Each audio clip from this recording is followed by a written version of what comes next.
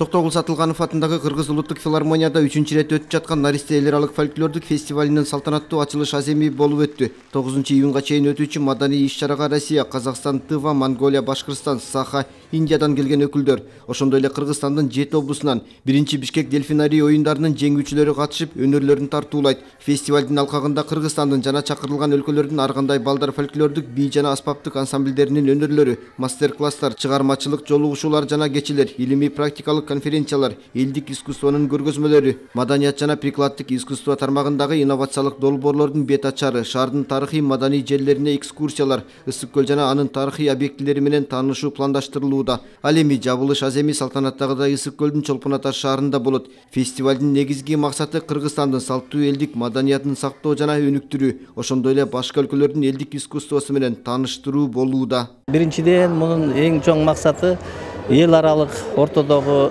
ынтымакты алып келет. Себеби жаштар мына ушундай мероприятиялерде жаштар бирин-бири таанышат, достошот. Бул эл аралык ынтымактын дагы бир иш-чарасы. Экинчиден таланттуу балдардын мына биздин өзүбүздүн бардык региондордон келди. Таланттуу балдардын талантын ачуу максаты. Мына фольклор боюнча кимдин кандай таланты бар, бири-бири менен таанышат, ачылат. Балдарга биз мүмкүнчүлүк беришибиз керек да.